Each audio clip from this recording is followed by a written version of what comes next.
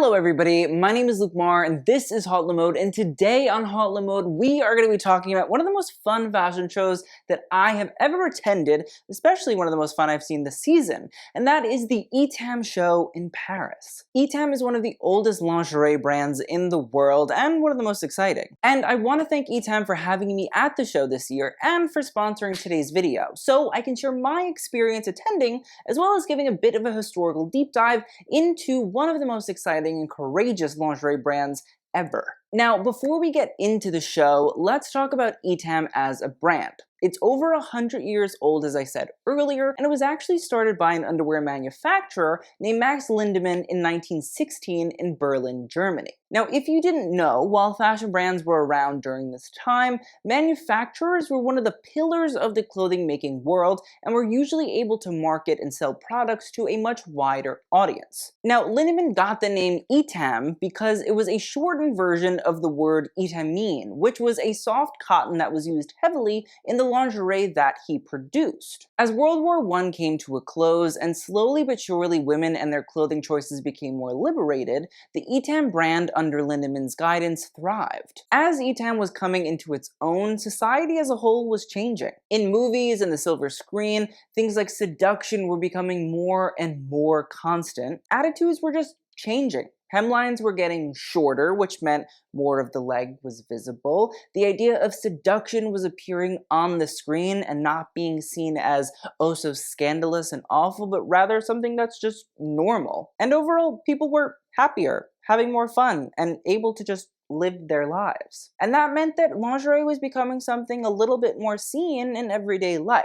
Now, Etam developed the synthetic silk stocking, and they started to display them in shop windows proudly. Again, coming out of like the Victorian era, one could see why that was a little bit scandalous, but at the same time, like definitely taking on this new world order. And then Etam was doing so well that it started to open boutiques outside of Berlin. It did it in Paris and London, Belgium, Holland, Argentina, and then they did something even crazier. They created run-resistant stockings, meaning customers wouldn't have to throw away their undergarments because they would endure multiple wears. I mean, listen, that is the definition of planned unobsolescence. Now, the popularity of the brand continued throughout the 1930s, but during the Nazi regime, Lindemann was forced to liquidate his company because, as a Jewish man, Nazi policies required him to be stripped of his property and business. Now, the Nazis tried to stamp all Jewish people out of the clothing manufacturing trade, which meant that once the company was liquidated, Lindemann was able to transfer the headquarters out of Germany and into France. But upon the defeat of Germany in 1945,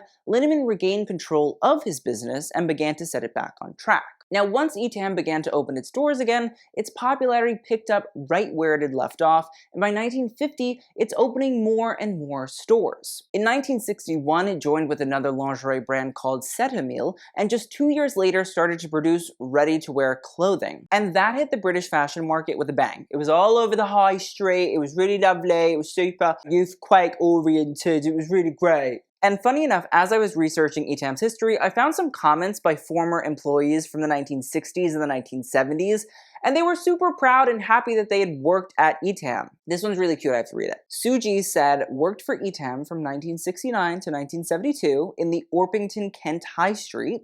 It was my first job, and I loved it. Still have my original contract and staff handbook somewhere, along with a black and white photo of myself in the shop.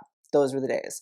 Honestly, Sue, very cute. Thanks for sharing. We appreciate you. So in the same year that Sue started at Etam, Etam launched swimwear, and in the 1970s, it did something revolutionary once again, because listen, a lot of things revolutionary are going to be happening here. Etam developed a bra that could hang on a hanger, which to all of those that did not know, like myself, it meant that customers could shop in a self-service style. I had no clue that prior to the 1970s that shopping for lingerie was something you couldn't do by yourself, so it's intriguing to see just how many revolutions Etam has brought to the space. Now, throughout the next couple of decades, Etam continued to develop cool and new products like using jersey fabrics in nightwear, making pajamas and lingerie much more comfortable, and I assume much more cool, which for me, that would work quite well. They also did this beautiful unsewn cut bra, and then they even started to sell underwear that was sort of like folded and in boxes, so you don't have to like go through and look and find, get matching things. You just picked it up, easy peasy, lemon squeezy. And then in 2009, the brand launched its first ever Etam live TV fashion show. And I feel like that seems like the perfect place to start talking about the 2024 Etam lingerie show. This year was actually held at the Monnaie de Paris, the oldest French currency mint, and the place where the Olympic gold medals were made in 2024. And the show was styled by Victoria Secrier, an amazing stylist who also happens to, I don't know, style Alicia Vikander. No big deal, am I right? And then it was also attended by yours truly. And in true Fashion Week form, I was so fashionably late, I almost missed the show. But here's the thing. I ran so hard I needed 5 minutes to catch my breath, and if any of the video here is shaky, I apologize. I got sat next to Devin Windsor and Caroline Benzana, and we had a really great time. We're talking about hometowns, it was super fun. And then we heard this message from Etam over the loudspeakers that said, listen, we want you to clap for all of the models, and honestly, it was super fun to actually enjoy a fashion show, and that doesn't happen as often as you think. Getting to cheer and shout for the models, having fun coming down the runway, felt like a novel thing to me, considering usually I have to like keep a straight face, sit upright. Nothing is fun, nothing is enjoyable, everything's serious, we are making a message. That's very fashion show-esque for the most part, except at Etam. And then French performer Alice Taglioni began the show by playing a medley on a baby grand piano, which was followed by Charlotte Cardin, who performed her song Feel Good as the models began to stroll out. The first section of the collection focused on the color black and also heavily on line work, and it was all about this idea of sculpting the body. We saw these really strong black levers lace pieces, which levers lace is an intricate form of woven lace that requires a particular loom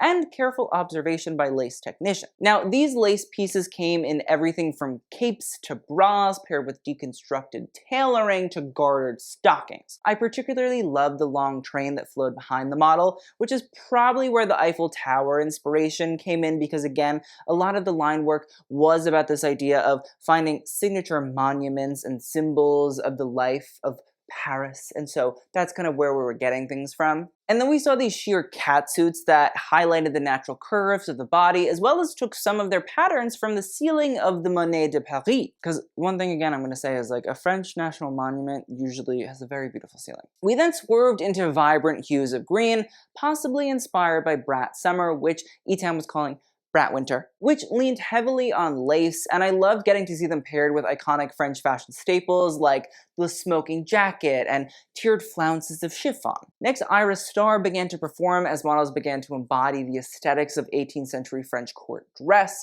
There were corsets with hip pads that referenced the famous panier, jackets that feminized the habit à la française, as well as crisp and clean white ruffled shirting ensembles that nodded to the famous chemise à la reine worn by Marie Antoinette herself before she got the chop. Now, as the section continued, we saw nods to famous lingerie styles from the past, like bloomers and body jewelry in the form of strings of pearls, and of course, the famous French lace and ruffled collars and cuffs that throughout history determined one's social status at court. And when Dina Ayada took the stage, models began to strut down the runway covered in strands of crystals in gold and silver. Everything from bras and briefs and bodysuits were touched with little metallic properties, with my favorite being a silver hooded bodysuit with a lovely cowl neck. Again, like, love a hood, love a cowl, love a bodysuit. And the way that the strands of crystals went from perfectly poised on the body to more messily strewn around hips and the bust was really cool to see, and also kind of reminded me and maybe paid homage to France's iconic and famous cabaret scene. The last look was a gold lace ensemble that was woven specifically for the show and embedded with gold threads. And as for the finale, Mabel performed as the models closed the runway and as the crowd went wild. We clapped and we danced and we enjoyed ourselves, and it was really nice because, again, like, that doesn't really happen at fashion shows. It's actually much less fun than you think. Now, all in all, it really was a blast, clapping not politely but enthusiastically, cheering for the models, serving on the runway, and chic lingerie is new for me, but I'm really happy that I got to experience it, and especially experience it with Etam for the first time in one of the most historic locations in all of France. So, thank you to Etam. I appreciate you. I hope you guys enjoyed. If you want to see the full show, you should go watch it. It's really fun, really cute. There's a lot of nice things that one could see themselves in, myself myself included. So thank you guys so much for watching. I will see you guys in the next video, and TTYL.